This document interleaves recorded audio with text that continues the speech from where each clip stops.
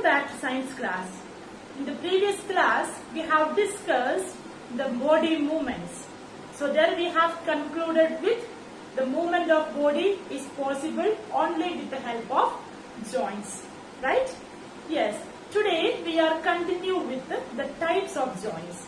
So what are the types of joints? Yes, there are 4 types of joints mainly. The first one, it is ball and socket joint. The second one, it is hinge joint. The third one, it is pivotal joint. And the last one, it is fixed joint. Okay, let's discuss the joints with the help of activities and animations.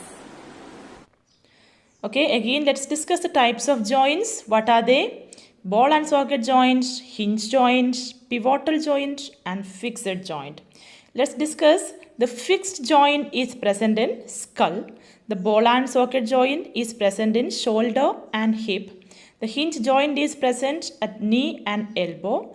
And finally, the pivotal joint is present at neck. The neck region you can see pivotal joint.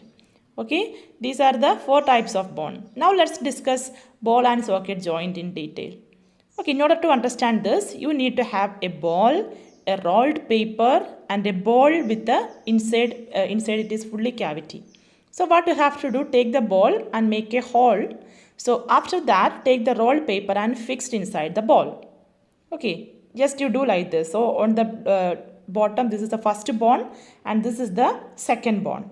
Okay, this is the first bone number 1, this is the bone number 2. In bone number 2, you can see inside it is a hollow cavity. Inside you can see a hollow cavity. So inside the hollow cavity, you have to take the bone number 1 and you just fix it. Inside the cavity of the bone number 2, you have to fix bone number 1. Okay, so the bone number 1 is fixed in the hollow cavity of the bone number 2. Look at here. Yes, this is, you can see that the bone number 1 is fixed in the, this is a hip bone. Okay, so in between you can see the bone is fixed.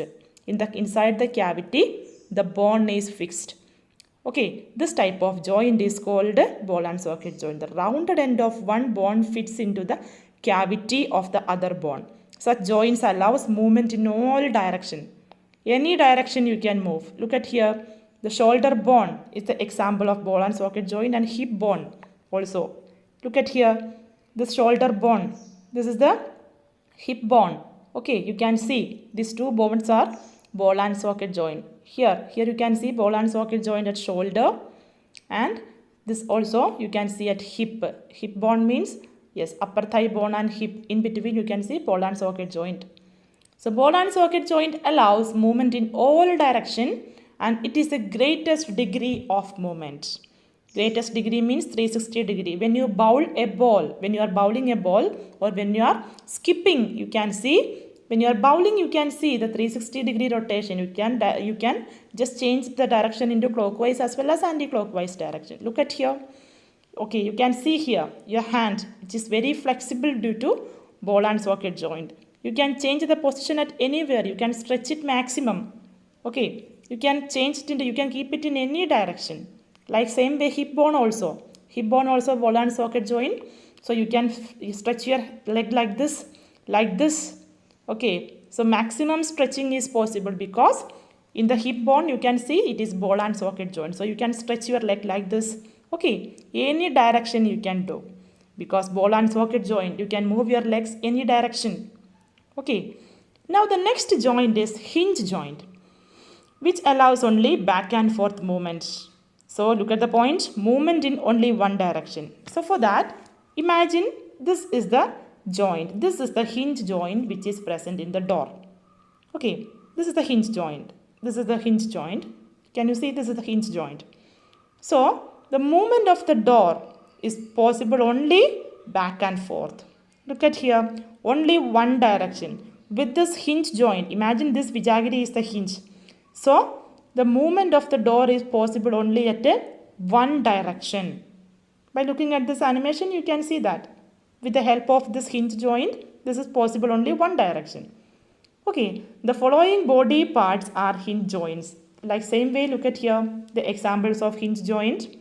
elbow and knee. So movement of only one direction, only back and forth direction, back and forth movement is possible. So the movement of elbow and movement of knee, look at here, both will show only one direction. Look at here, this is your elbow, only one direction the movement is possible. Look at here, one direction, right? And one direction. And look at your knee, that also only one direction is possible. Okay, backward movement is not possible in the case of elbow, right? Here also you can see the backward direction is possible in the case of knee, and the upward direction is not possible. Only this direction can be possible, only one direction, because of the hinge joint is present over there. Okay, because of the hinge joint, only one direction. This direction is not possible in the case of knee. Okay, so one direction movement is possible because of the hinge joint. The third joint is pivotal joint. So the joint where our neck joins the head is a pivotal joint. Okay, it allows us to bend our head forward and backward and turn the heads to our right or left, and even allows it rotation. Only 360 rotation is not possible, only left, right, upward and backward. It allows rotation. So inside the pivotal joint there is a cylindrical bone rotates in a ring. Look at here. Look at here. This is a pivotal joint and a cylindrical bone, it rotates in the ring. Okay, and that is why you can see that this direction upward and backward, left and right possible. This much movement is possible for the neck. Okay, and here you can see you can rotate your arm in complete circle because of the ball and socket joint. Full 360-degree rotation is possible here, but here 360-degree rotation is not possible in the neck because it is pivotal joint. Okay, the maximum degree of rotation is possible only at ball and socket joint, but in the case of pivotal bone you can just bend upward and backward, left and right. But largest degree of rotation is possible only in the case of ball and socket joint. Here, in the case of ball and socket joint, 360-degree rotation is possible. The next, it is fixed joint. There are some bones in our head that are joined together at some joints. The bones cannot move at these joints. Such joints are called fixed joints. When we open your mouth wide, we can move our lower jaw away from our head. Right? Look at here. So when you open your mouth wide, you can see that yes, your lower jaw is away from your head. Right? This direction. Lower jaw is away from your head. Can we also move our upper jaw away from head? Is it possible? This direction, is it possible? No. Why? There is a joint between upper jaw and the rest of the head, which is a fixed joint. Why it is not possible? There is a joint between upper jaw and the rest of the head, which is a fixed joint. When you stretch your mouth or when you open your mouth wide, what happens?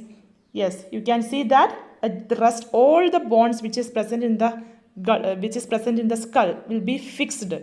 Only the lower jaw will be the lower jaw will be movable. Upper jaw is not movable because of the fixed joint. Okay.